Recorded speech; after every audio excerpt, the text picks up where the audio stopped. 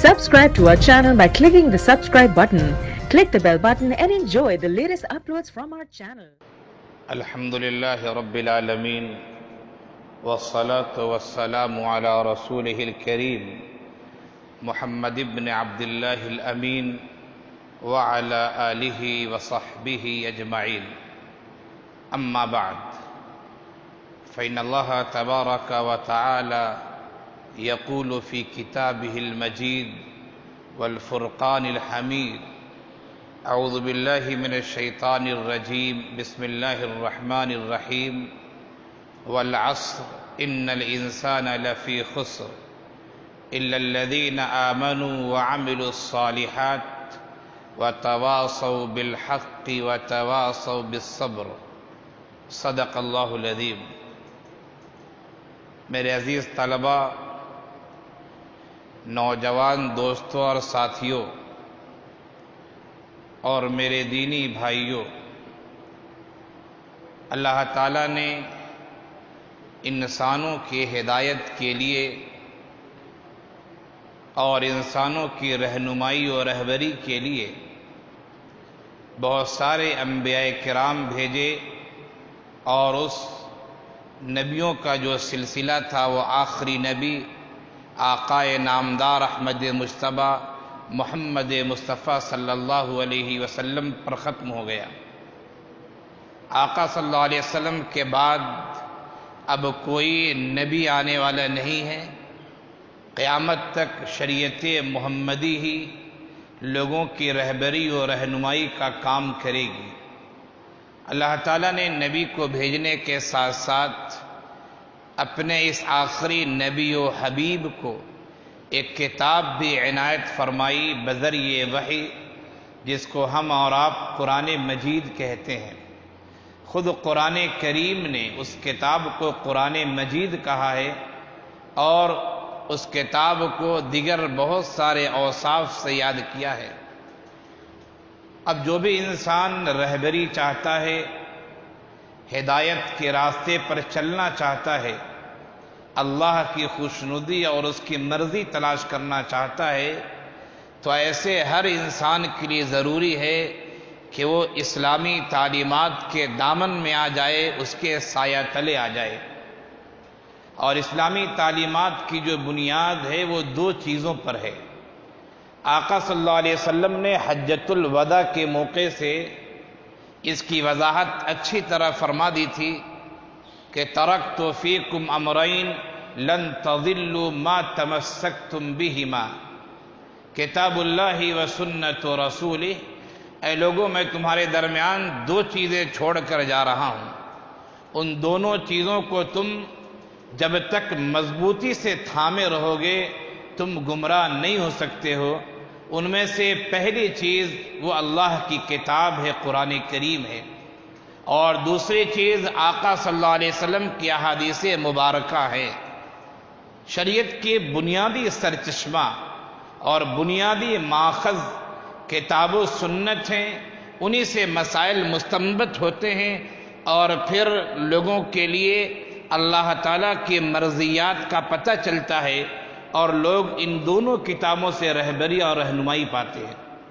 آقا صلی اللہ علیہ وسلم کی جو باتیں ہوا کرتی تھی وہ آپ خود اپنے دل سے نہیں فرمایا کرتے تھے، بلکہ آقا کی جو بات ہوتی تھی، جو ہمارے سامنے وحی ہے، احادیث ہے، وہ احادیث جو ہمیں شریعت کی رہنمائی کرتی ہیں وہ خود وحی الہی ہے.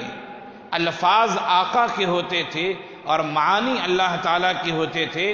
قرآن کریم نے صراحتاً اس بات کو کہا ہے وَمَا يَنْطِقُ عَنِ الْهَوَىٰ إِنْ هُوَ إِلَّا وَحْيٌ يُوحَىٰ کہ نبی جو گفتگو کرتے ہیں، نبی جو بات چیت کرتے ہیں، نبی جو شریعت کے بارے میں سمجھاتے ہیں، نبی جو لوگوں کو راہ راست پر لانے کی کوشش کرتے ہیں، اور اس سلسلے میں جو نبی کے ارشادات و فرمودات ہیں وہ نبی کے منمانی نہیں ہیں، بلکہ وہ سب وحی الہی ہیں.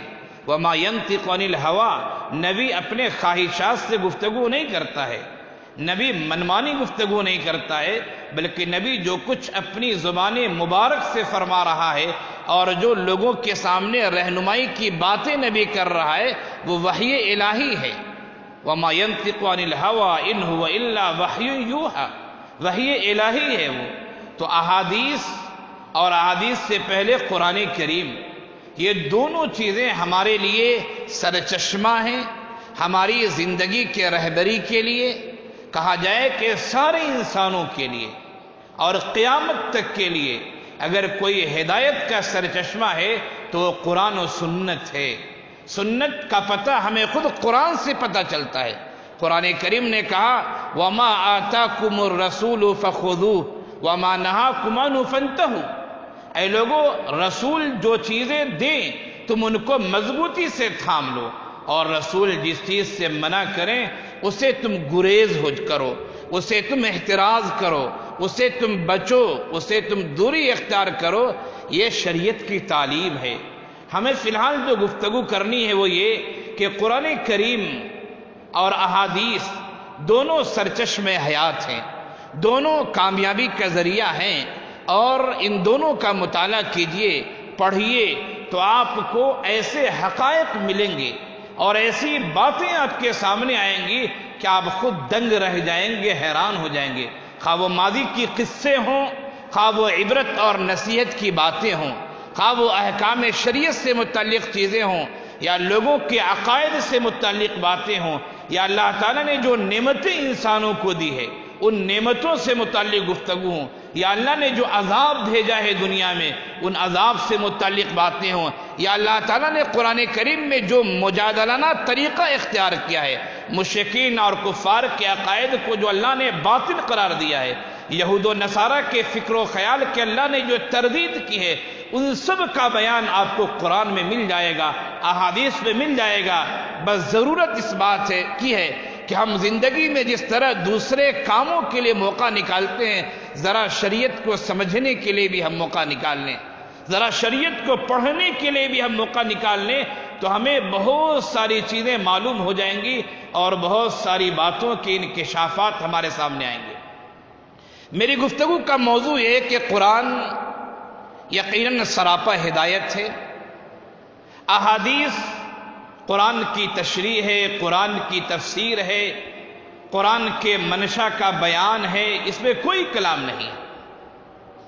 قرآن کریم کی خاص طور سے آپ تلاوت کیجئے تو قرآن نے بہت ساری جگہوں پر ہمیں عبرت و نصیحت کی باتیں بتائی، اور قرآن کریم نے ہمیں بہت سارے احکامات بتائے، قرآن کریم نے ہمیں بہت ساری گڑ کی باتیں، جس کو آپ کہہ سکتے ہیں کامیابی کی کنجی، کہ ایک انسان کامیاب ہونا چاہتا ہے، ایک نسل کامیاب ہونا چاہتی ہے، ایک قوم کامیاب ہونا چاہتی ہے، ایک ملک کامیاب ہونا چاہتا ہے، تو آخر کامیابی کی کنجی کیا ہے، کامیابی کا گڑ کیا ہے، کامیابی کی اور چابی کیا ہے جس سے آپ کامیاب و کامران ہو سکتے ہیں۔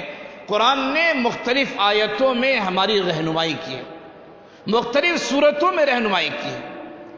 میں اسی پس منظر میں گفتگو کر رہا ہوں کہ ہم جب قرآن کریم کی تلاوت کرتے ہیں اور سورہ فاتحہ سے ہم قرآن کا آغاز کرتے ہیں، ابتدا کرتے ہیں، اور پہلے پارے سے گزرتے ہوئے ہم جب قرآن کریم کے 30ویں پارے میں پہنچتے ہیں، اور 30ویں پارے میں بھی جب ہم اخیر میں جاتے ہیں، اور جب ہم سورت نمبر 103 پر آتے ہیں، تو اللہ تعالیٰ ہمیں ایک ایسی صورت دکھاتے ہیں اور ایک ایسی صورت اللہ ہمیں پیش کرتے ہیں، وحی میں قرآن میں ایسی صورت اللہ نازل کرتے ہیں، اگر ہم اس پر غور کریں، اس کے معنی اور مطالب کو دیکھیں، ان کے کلمات پہ غور کریں، تو ہمیں معلوم ہو جائے گا کہ انسان کی ہدایت کے لیے ایک صورت بھی کافی ہے۔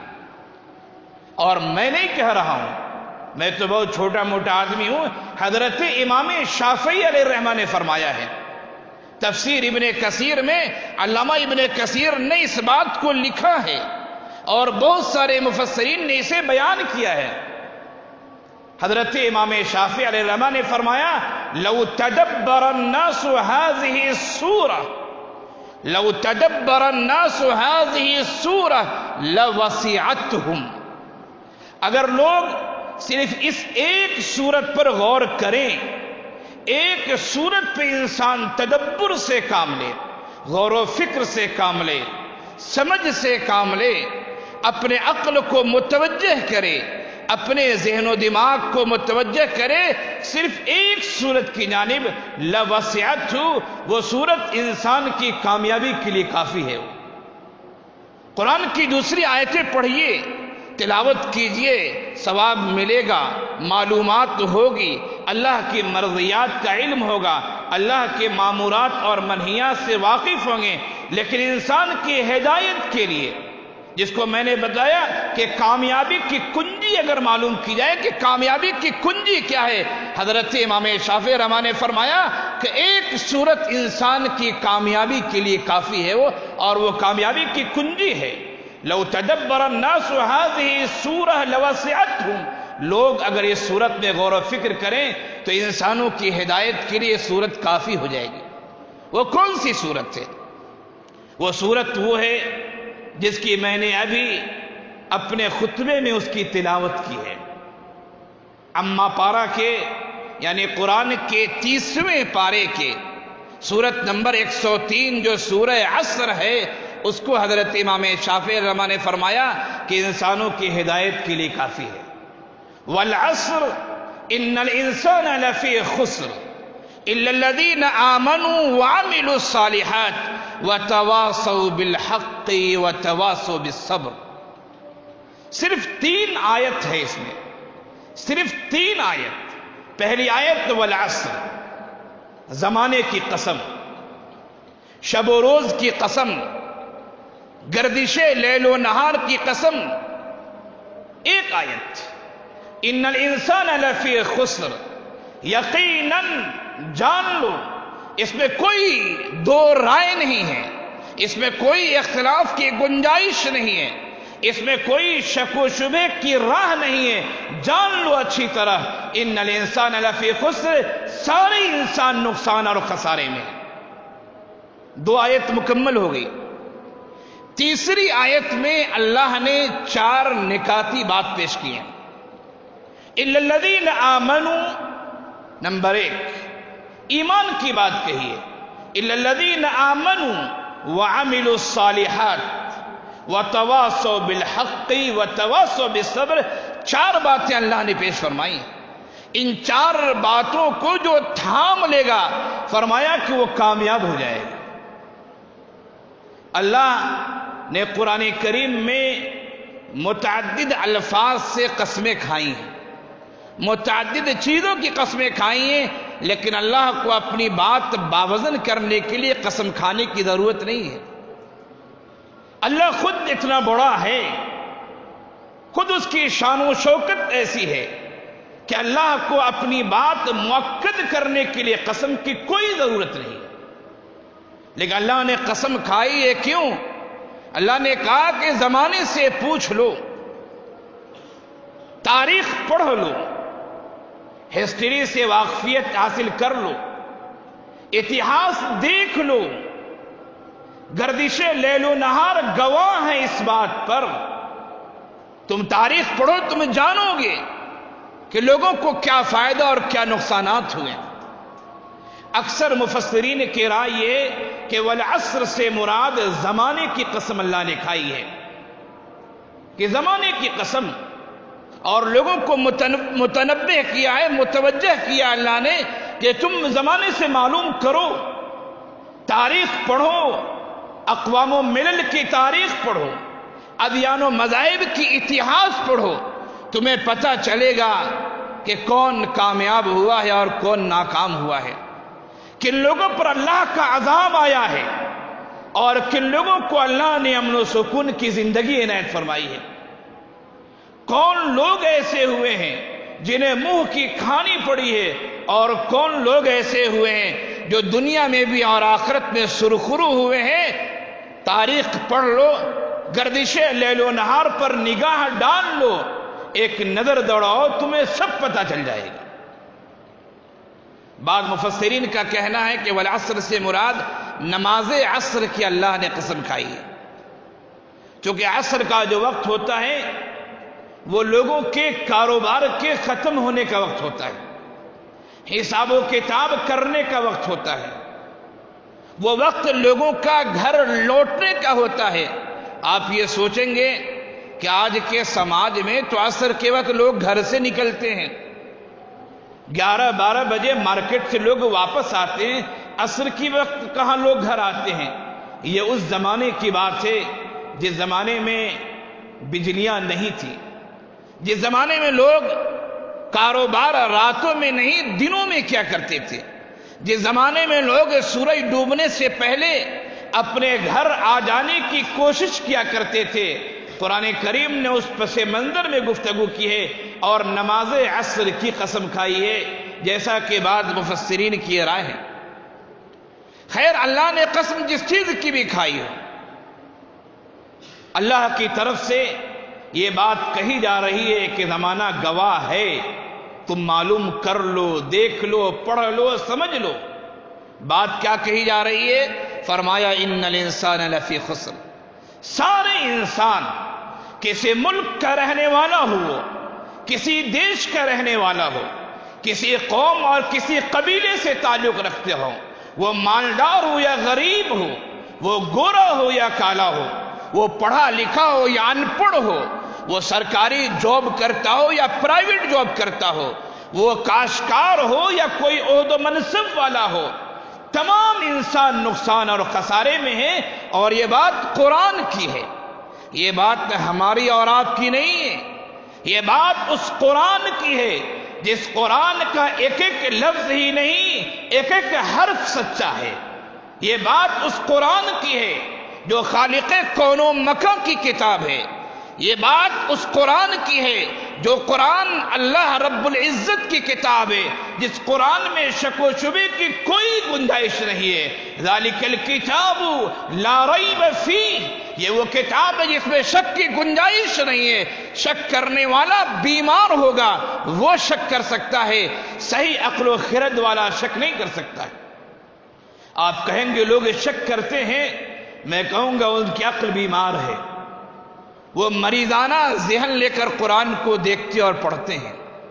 آپ کے سامنے ایک لال کپڑا رکھا ہوا ہے، لال پھول رکھا ہوا ہے، لال رنگ رکھا ہوا ہے، سب لوگ کہتے ہیں اس کا کلر لال ہے، ریڈ کلر ہے، آپ نے کالا چشمہ لگا رکھا ہے، آپ کہتے کہ نہیں میاں یہ ریڈ نہیں، یہ تو بلیک کلر ہے۔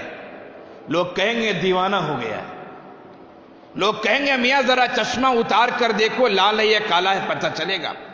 آج جو صورتحال ہے دوستو، یہی صورتحال ہے۔ جو لوگ بھی قرآن پر اعتراض کرتے ہیں، سیرت نبویہ پر اعتراض کرتے ہیں، صحابہ کرام پر اعتراض کرتے ہیں، اور اسی طرح شریعت اسلامیہ کو جو لوگ غلط بتانا چاہتے ہیں، انہوں نے تعصب کی اینک لگا رکھی ہے، انہوں نے تعصب کا چشمہ پہن رکھا ہے، وہ ہر چیز کو غلط سمجھتے ہیں اور غلط تعویلات کر کے غلط ماحول قائم کرنا چاہتے ہیں۔ یہ ان کی نگاہ کی بیماری ہے، یہ ان کے عقل و خرد کی بیماری ہے، یہ ان کے مریضانہ ذہن و فکر کی بات ہے۔ ورنہ جو بھی تعصب کی اینک اتار دے، خالی ذہن ہو کر قرآن کریم کی تلاوت کرے، ہدایت کے جذبے سے کرے، قرآن کہتا ہے ھدی للمتقین، ایسے لوگوں کو ہدایت ملے گی، ضرور ملے گی، لیکن آپ ہدایت کی تڑپ کے ساتھ تو قرآن پڑھیں۔ تو میں یہ کہہ رہا تھا کہ قرآن کہہ رہا ہے زمانے کی قسم سارے انسان خسارے میں، سارے انسان۔ کامیاب کون ہوگا؟ قرآن نے کامیابی کے لیے 4 نکاتی پروگرام پیش کیے، 4 پوائنٹس قرآن نے دیے ہیں۔ ان پوائنٹس کو، ان عناصر کو، ان نکات کو جو اختیار کرے گا وہ کامیاب و کامران ہو جائے گا۔ کون سی چیزیں ہیں؟ قرآن نے کہا نمبر 1 الا الذین آمنوا، یہ پہلی بات ہے کہ آدمی صاحب ایمان ہو۔ شریعت کیا چاہتی ہے؟ اللہ تعالیٰ کن عقائد کا ہم سے مطالبہ کرتا ہے؟ اللہ تعالیٰ کس ایمان کا ہم سے مطالبہ کرتا ہے؟ اسے ہم سمجھیں اور پھر اللہ پر ایمان لائیں، اپنے عقائد کو صحیح کریں۔ یہ سب سے پہلی چیز ہے۔ آج افسوس کے ساتھ کہنا پڑتا ہے، اور میں کہا کرتا ہوں اپنی تقریروں میں، عوام الناس میں بھی کہا کرتا ہوں، پڑھے لکھے لوگوں کے درمیان بھی کرتا ہوں، کہ نام بھی ہم نے آج کل ایسا رکھنا شروع کر دیا ہے کہ نام سے بھی پتہ نہیں چلتا ہے مسلمان ہے یا نہیں۔ اب مسلمانوں میں سے نام لوگ کلو رکھتے ہیں، بعض لوگوں کا نام جمن ہوتا ہے، بعض لوگوں کا نام للو ہوتا ہے، بعض لوگ اپنا نام پپو رکھتے ہیں پیار میں۔ ذرا یہ بتائیے کیا ان ناموں سے مسلمان ہونے کا پتہ بھی چلتا ہے؟ عقائد کی بات تو بعد میں کروں گا میں، ہمارا نام بھی ایسا ہونا چاہیے اسلام پتہ تو چلے۔ ایک میں اپنے سفر کی بات بتا رہا ہوں، میں پٹنہ سے چلا تھا حیدرآباد کے لیے۔ جس بوگی میں میں تھا اس میں چند نوجوان بھی تھے، میں فیملی کے ساتھ تھا۔ ان نوجوانوں میں سے ایک نوجوان خاص طور سے ایسی شکل و صورت کا تھا کہ میں خود پریشان کہ مسلمان ہے یا غیر مسلم ہے۔ بڑے بڑے بال اس کے تھے، کالی پینٹ پہنے ہوا تھا، جینس پینٹ انتہائی ٹائٹ کہ آدمی شاید جھکے بھی تو پینٹ کہیں سے پھٹ سکتی ہو۔ ہاتھ میں کڑا پہنے ہوا تھا، ایک ہاتھ میں دھاگا باندھے ہوا تھا، چہرے پر داڑھی نہیں تھی۔ میں خود پریشان فیملی کے ساتھ بچوں کے ساتھ تھا، چند سیٹیں ہماری تھی، ایک کیبن میں 6 سیٹیں ہوتی ہے، 6 میں سے 4 سیٹیں ہماری تھی، 2 کسی اور کی تھی۔ میں نے سوچا یہ کیسے لوگ ہیں، کون لوگ ہیں؟ مجھے سمجھنا مشکل تھا کہ یہ مسلمان ہے یا غیر مسلم ہے۔ جب میں نے دیکھا کہ وہ اپنی سیٹ پر سویا اور سونے کے بعد وہ اٹھا، اور جب اس نے جمائی لی تو منہ پر ہاتھ رکھتے ہی اس نے کہا یا رسول اللہ، تو میں نے سمجھا کہ چلو بھائی یہ مسلمان ہی ہے، اپنے دن کو ماننے والا ہے۔ صورتحال ہماری ایسی ہو گئی ہے، ہم نے نام ایسا رکھا جس سے اسلام کا پتہ نہیں، ہم نے اپنے چہرے کو ایسے بنا رکھا ہے کہ چہرے سے اسلام کی شناخت نہیں ہوتی ہے، ہم نے کپڑے ایسے پہن رکھے ہیں جس سے مذہب کا کوئی اتا پتہ نہیں چلتا ہے۔ جب یہ چیزیں ہماری خراب ہے تو پھر عقائد ہمارے کیسے ہوں گے وہ تو اللہ ہی جانتا ہے۔ تو میں یہ کہہ رہا تھا کہ انسانوں کی کامیابی کے لیے اللہ تعالیٰ نے جو سب سے پہلی بات کہی ہے وہ یہ ہے کہ صاحب ایمان ہونا چاہیے، اللہ کی وحدانیت پر اسے یقین ہونا چاہیے۔ جتنے رسول آئے ہیں، انبیاء ہیں، ان کی رسالت کو ماننا ضروری ہے۔ اللہ کی طرف سے جتنے کتابیں اور صحیفے نازل ہوئے اس پر ایمان لانا ضروری ہے، فرشتوں پر ایمان لانا ضروری ہے، آخرت پر ایمان لانا ضروری ہے، تقدیر پر ایمان لانا ضروری ہے۔ یہ اسلام کے بنیادی عقائد ہیں، ان میں سے کسی بھی چیز کا اگر آدمی انکار کرتا ہے تو انسان وہ مسلمان نہیں ہو سکتا ہے۔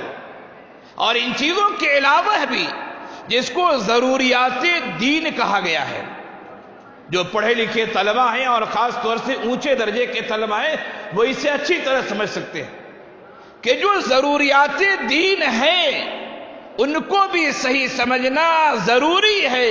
اگر ان کا ہم انکار کر دیتے کھلے عام تو پھر ہم بھی کافر ہو جائیں گے، کفر کے دائرے میں آ جائیں گے، اسلام سے نکل جائیں گے۔ ایمان لانا انتہائی ضروری ہے، اور خاص طور سے ایمانیات میں سب سے جو پہلی بات ہے وہ یہ کہ اللہ کی وحدانیت کو ماننا۔ کائنات کا سارا نظام، خواہ ایک چھوٹی چونٹی جو اپنے جسم و جثے کے لحاظ سے انتہائی چھوٹی ہے، وہ رنگ کے اعتبار سے کالی ہے، وہ ایک سوراخ میں اندھیرے میں وہ چونٹی چل رہی ہے، جہاں تک کسی انسان کی نگاہ و نظر نہیں جا سکتی ہے، اس چونٹی کے چلنے کے بھی حرکتوں کو اللہ دیکھتا بھی اور سنتا بھی ہے۔ کائنات کی چھوٹی سی چھوٹی چیز سے لے کر کائنات کی بڑی سے بڑی چیز تک سب اللہ کے کنٹرول میں، کوئی بھی مخلوق اللہ کے مساوی کبھی بھی نہیں ہو سکتی ہے۔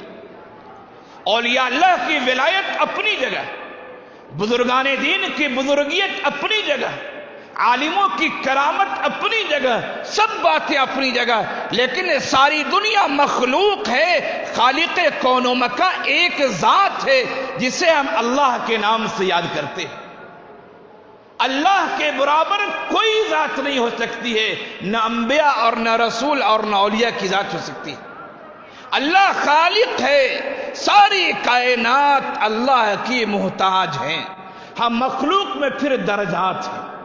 مخلوق میں سب سے اعلیٰ درجے کی جو مخلوق ہے وہ یہ حضرت انسان ہے، ہم اور آپ ہیں، جسے اللہ نے اشرف المخلوقات قرار دیا ہے۔ ان انسانوں میں سب سے اعلیٰ اور سب سے افضل وہ انسان ہیں جن کو اللہ نے نبوت و رسالت سے سرفراز فرمایا ہے، اور پھر ان افراد میں سب سے اعلیٰ، سب سے برتر، سب سے افضل جو ذات ہو سکتی ہے وہ آقا نامدار احمد مجتبیٰ محمد مصطفیٰ شافع محشر ساقی کوثر آقا نامدار محمد صلی اللہ علیہ وسلم کی ذات ہے۔ انسانوں میں اور انبیاء میں ان کی ذات کے برابر کسی کی ذات نہیں ہے، لیکن سب ذات خالق کے نیچے ہیں، اس لیے کہ خالق کے علاوہ جو بھی ہے سب مخلوق ہیں، خالق کوئی نہیں ہے۔ سچا پکا ایمان ہونا چاہیے، ایمان میں کوئی لوچ نہیں، یہ بھی خوش وہ بھی خوش، وہ فرقہ والے بھی خوش یہ فرقہ والے خوش، تو پھر اللہ تعالیٰ بھی ویسا ہی مزہ چکھائیں گے۔ ایمان میں کوئی لوچ نہیں۔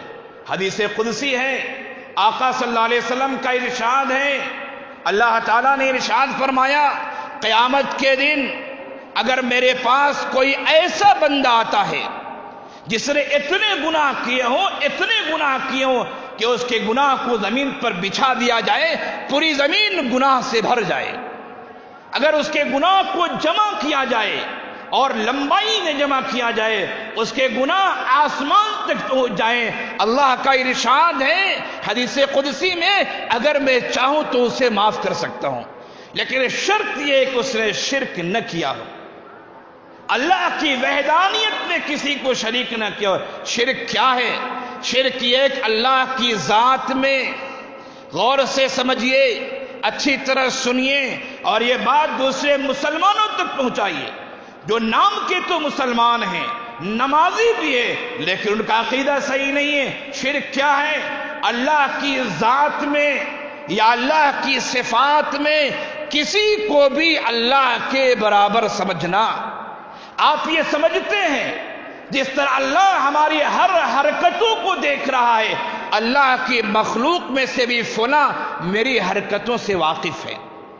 آپ اگر یہ سمجھتے ہیں کہ ہم جو کچھ بھی کرتے ہیں، جو کچھ بھی کھاتے اور پیتے ہیں، ہمارے گاؤں محلے میں جو کچھ بھی ہوتا ہے اللہ دیکھ رہا ہے، جیسے اللہ دیکھ رہا ہے اللہ کی مخلوق میں سے فلاں ذات بھی ہماری ہر حرکتوں کو دیکھ رہی ہے، یہ شرک ہے، شرک ہے، شرک ہے۔ اللہ کے برابر کوئی نہیں۔ میں نے آپ سے صراحتاً کہا اولیاء کرام کی ولایت کو ہم مانتے ہیں، یہ تو ہمیں شریعت نے سکھائی ہے، بزرگان دین کی بزرگیت کو مانتے ہیں، یہ تو اسلام نے ہمیں تعلیم دی ہے، علماء کرام کی کشف و کرامات پر ہم یقین رکھتے ہیں، ہم اسے مانتے ہیں۔ جو جتنا دیندار ہوگا اس کی نگاہ اتنی ہی زیادہ آگے ہوتی ہے۔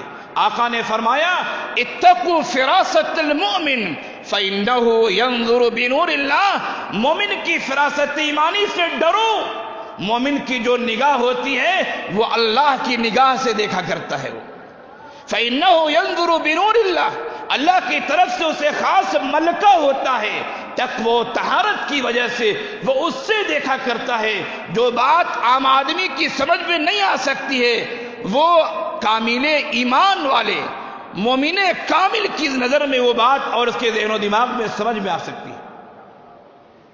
ایمان پختہ ہونا چاہیے، عقائد صحیح ہونے چاہیے، اللہ کے برابر کسی کی ذات نہیں ہو سکتی ہے۔ دوسری چیز جو کنجی ہے کامیابی کی دوستو، الا الذین آمنوا وعملوا الصالحات، ایمان تو فرسٹ ہے، پہلی چیز ہے، دوسرے نمبر پر اعمال صالحہ کرنا ہے۔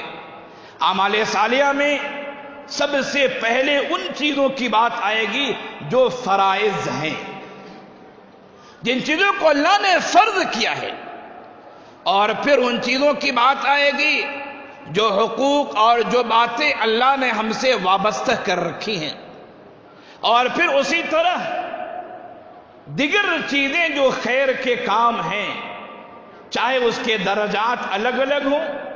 خیر کے کام مختلف درجات کے ہوتے ہیں، ان کے درجات الگ الگ ہوں، وہ سب اعمال صالحہ ہیں۔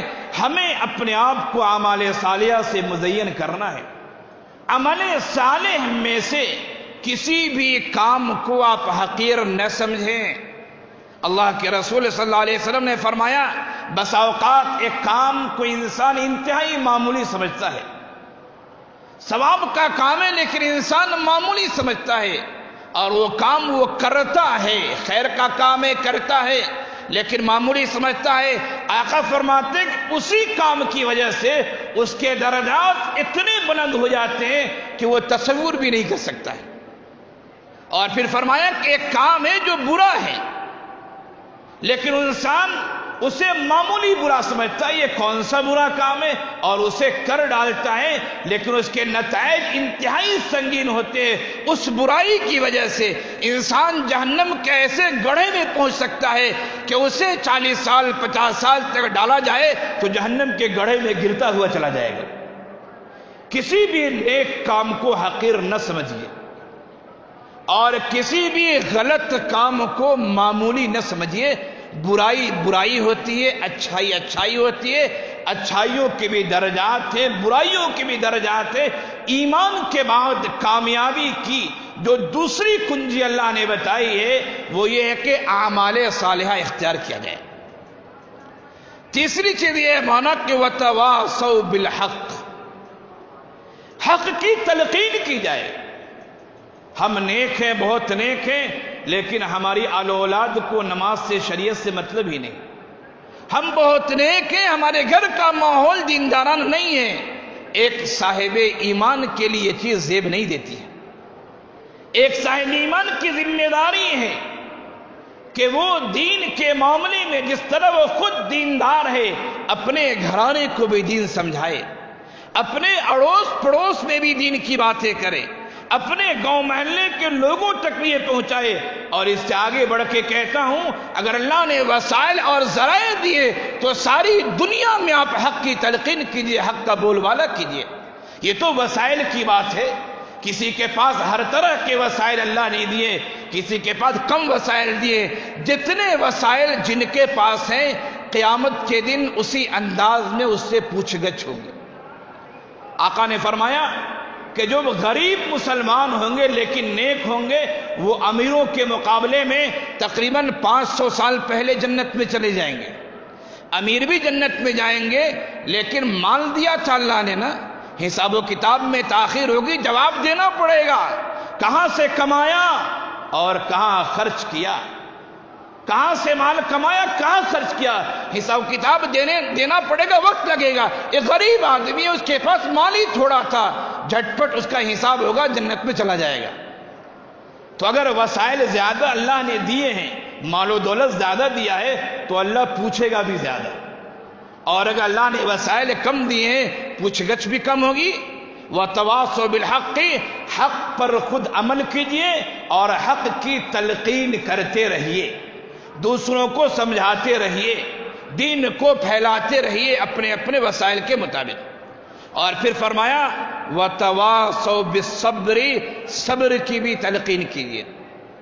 دین پر چلنا اتنا آسان نہیں ہے، دین پر چلنا ایک وقت آئے گا، آقا نے فرمایا جس طرح انگارے پر انسان کے لیے کھڑا ہونا کتنا مشکل ہوگا، آگ پر کھڑا ہونا کتنا مشکل ہوگا، آقا نے فرمایا ایک وقت آنے والا ہے کہ دین پر کھڑا ہونا اتنی ہی دشوار کن بات ہو جائے گی جس طرح کسی کا انگارے پر آگ پر کھڑا ہونا ہے۔